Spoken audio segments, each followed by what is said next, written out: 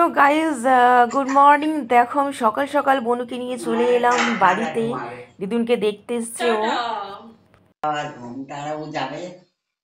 আমার দিদুনের দেখো golden golden চুল, কি সুন্দর। সরি, গোল্ডেন বলছি, ব্ল্যাক অ্যান্ড হোয়াইট চুল আমার দিদুনের।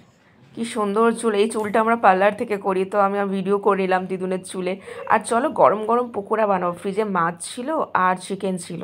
আর তোমরা প্রায়ই দেখো যে আমি চিকেন পকোড়া বাড়িতে বানাই। এটা আমার খুব ন্যাক আছে আর খুব ইজি হয়।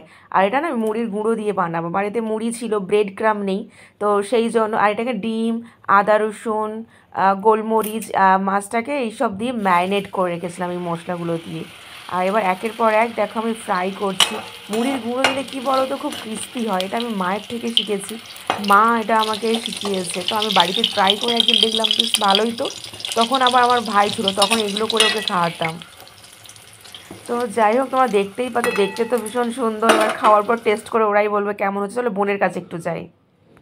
এখানে এখানে দেখো সবাই নাক ডেকে ঘুমাচ্ছে। এদিকে মা নাক ডাকছে, দিদুন, ওদিকে বোন। বোন আবার শুয়ে শুয়ে স্বপ্ন দেখে, অনেক কিছু খাবারের স্বপ্ন দেখে। আমার পুরো রেডি হয়ে গেলে ওদেরকে ডাকবো আর ওদের কাছে আমি সার্ভ করবো। আর এদিকে দেখো আমার বোন কি ভুলভাল বকছে, দেখো ঘুমিয়ে ঘুমিয়ে স্বপ্ন দেখছে। কি খাবারের গন্ধ? খাবারের গন্ধ পেয়েছিস? কি বলছিস বল না। কিছু না। এ দিনু, উঠে পড়ো। ও মা, ঘুম ভাঙলো? চলে যাবে জানো মা, না না নাইটে।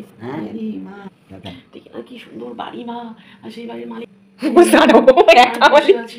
আর মৌসুমি ভাই এসছে, আর সীমা মাসি দেখছি গরম গরম পকোড়া ভাজছে।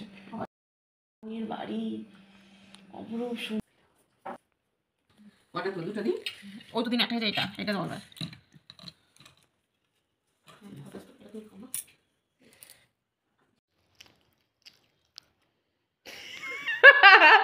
খালি আনারি এদিন